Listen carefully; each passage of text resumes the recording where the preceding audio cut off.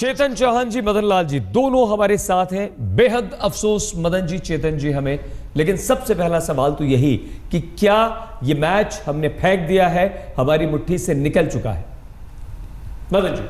नहीं देखिए, मैच अभी तो मुट्ठी से नहीं निकला, पर ये हाँ ये खतरे से ऊपर जा रहा है आहिस्ता आहिस्ता। और जैसे हम बात कर रहे थे कि कल मैच जो है खत्म हो जाएगा, पर ये क्रिकेट है, इसमें ये अनिश्चितताओं का खेल है और कभी भी कुछ भी हो सकता है। पर एक बात जरूर मैं यहाँ कहना चाहूँगा, मैं आज तारीफ करूँगा न्यूजीलैंड के बल्लेबाजों की, क्योंकि देखिए इतना बड़ा लंबी पारी खेलना और कंसंट्रेशन डिटर्मिनेशन के साथ खेलना और एक अपने मैच को ऐसी स्थिति पर लेकर जाना जहाँ पे वो मैच को बचाने की कोशिश कर रहे हैं, ये तो एक उनके। बाकी हमारी अगर हम बात करें जो हमने कैचेज छोड़े हैं और देखिए धोनी की कैप्टनसी को आप क्रिटिसाइज नहीं कर सकते। हाँ एक बात मैं जरूर कहूँगा कि थोड़ा सा डिफरेंट कर सकते थे, कभी किसी को बॉलर किसी जो रेगुलर बॉलर नहीं उनको बॉलिंग करा सकते थे। ये सब छोटी छोटी चीजें जो भी है आपको कई बार करनी पड़ती है, उसमें आपको विकेट्स भी मिल जाते हैं। पर अभी मेरे को क्या लग रहा है कि जो नया गेंद हमने लिया था उसमें हमें विकेट्स नहीं मिली।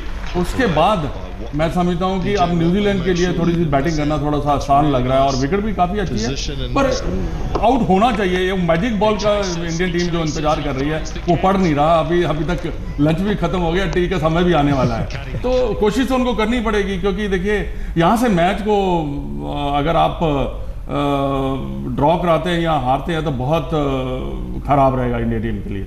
अगर हम ड्रॉ भी यहां मदन जी करवाते हैं तो वो हार से कम नहीं होगा, क्योंकि जीता हुआ मैच हमने फेंक दिया है। चेतन जी, मैजिक बॉल का जिक्र मदन जी यहां पर कर रहे हैं, लेकिन वो मैजिक जो हमें पहली पारी में दिखाई दिया था भारतीय गेंदबाजों का, और अनिश्चितताओं का खेल है मदन जी ये कह रहे हैं, ये कैसी अनिश्चितता है? ये क्या आप इसे अनिश्चितता मानते हैं या आप इसे सीधे सीधे हमारी गेंदबाजी की, हमारी कप्तान की नाकामी मानते हैं? चेतन जी देखिए, ये दोनों तीनों चीज़ें हैं इसमें। सबसे पहली बात तो है कि जैसे जैसे दिन ढलते हैं वैसे वैसे विकेट जो है आसान होते चले जाती है। पहले इनिंग में काफ़ी नमी थी, बॉल बहुत ज़्यादा हिल रही थी, लेकिन दूसरी इनिंग में भारत के भी जो है तीसरे दिन और फिर चौथे दिन जो है फिर आसान होते चले जाती है, क्योंकि wicket goes on drawing up और फिर इट बिकम्स ईजी। शुरुआत की हमने, हमारी सबसे बड़ी समस्या यही है कि हम लोग हमेशा फिनिश अच्छा नहीं करते हैं। 95 पे हमने 94 पे हमने 5 आउट कर दिए और एक एडवांटेज हमको मिल गया था, कैच हमने छोड़ दिए। और ऐसी विकेट के ऊपर जहाँ पे ज़्यादा स्पिन नहीं हो, बॉल स्विंग ना हो, वहाँ पे अगर आप कैच छोड़ दें तो फिर वो बहुत ही महंगा पड़ता है, और ये महंगा यहाँ पर पड़ा है। जहाँ तक कप्तानी का सवाल है, बॉलिंग का सवाल है, हम लोग 4 बॉलर खेल रहे हैं और फास्ट बॉलर जो है मैं समझता हूँ कि 192 पहले इनिंग में उन्होंने बॉलिंग की है, दूसरी इनिंग में बोले थोड़े ऐसा लग रहा है थोड़े से ढीले पड़ गए हैं, थोड़े से थक गए हैं। और अब यार कोई ना कोई तो नया कुछ ना कुछ जो है मैजिक जो है वो करना पड़ेगा, जैसे मदन जी कर रहे हैं। नहीं तो फिर तो भाई ये मैच जो है वो धीरे धीरे जो बिल्कुल ही गिरफ्त में था, बिल्कुल ही कब्जे में था, वो कब्जे से धीरे धीरे हटता चला जा रहा है भारत को, और थोड़ी थोड़ी अपने लिए मुश्किल बढ़ाता चला जा रहा है। कप्तान महेंद्र सिंह धोनी, मदन जी आपको लगता है कि गेंदबाजी में उनके पास विकल्प थे? पार्ट टाइम गेंदबाजों को आजमाया जा सकता था, विराट कोहली, रोहित, किसी को भी कहीं भी कैसे भी कुछ एक्सपेरिमेंट किए जा सकते थे। कोई ऐसा कदम उठाया जा सकता था जहां पर मैकलम, वॉटलिंग थोड़ा सा ये सोचे, कैजुअल हो और हमें उसका फायदा मिल जाए? मदन जी नहीं देखिए, ऐसा क्या है कि धोनी की कैप्टनसी के जो है वो उनके पास 4 बॉलर हैं जो उनको ही वो रोटेट कर सकते हैं। पर ये बात आपकी सही है कि आप उनको थोड़ा सा रोटेट कर सकते हैं। कई बार ऐसा होता है कि रेगुलर जो बॉलर नहीं होते उनको अगर आप बॉलिंग कराते हैं तो कई बार बल्लेबाज जो है गलत शॉट खेल लेता है, और कई बार आपको गंदे बॉल पे भी विकेट मिलने के ज़्यादा चांसेस रहते हैं। पर अभी जो ये है कि एक और उनको देखना पड़ेगा, जो इजी रन दिए जा रहे हैं वो नहीं देने पड़े, रनों को भी आपको अब ब्लॉक करना पड़ेगा। सुबह जब मैच हो रहा था तो ऑन साइड में वॉल्टिंग को काफ़ी ज़्यादा रन दे दिया, इजी रन वहाँ से निकाल रहा था। ये जो रन निकालने वाले जो जगह है जहाँ पे रन इजी मिल रहे हैं उनको ब्लॉक करना पड़ता है, ताकि एक प्रेशर बल्लेबाज के ऊपर क्रिएट किया जाए, वो आउट होने के ज़्यादा चांसेस रहते हैं। यही वो कर सकते हैं। बाकी देखिए ये है कि देखिए यहाँ धोनी को भी चाहिए, मैं ये एक और कहूँगा कि देखिए ये मैच जो है अपने हाथ से नहीं निकलना देना चाहिए, क्योंकि ये जो है उसको कुछ भी करना पड़ेगा और करना चाहिए भी। और जो भी पैंतरे कहते हैं ना पंजाबी में, पैंतरे लगा सकते हैं तो लगाएं, और मैं इस कहीं ना कहीं जाके आपको ब्रेक थ्रू मिलना चाहिए ताकि आप इस मैच को जीत सकें। नहीं, माना भी जाता है, बिल्कुल ठीक कह रहे हैं मदन जी आप। कप्तान महेंद्र सिंह धोनी के जो उपमाएं, जो विशेषण, जो संज्ञाएं हम उनके आगे लगाते थे, अगर आप देखें तो करिश्माई कप्तान, पारसमणि, चमत्कारी, जादूगर, लेकिन वो पैतरे नहीं अपना रहे हैं, वो जादू कहाँ गया है।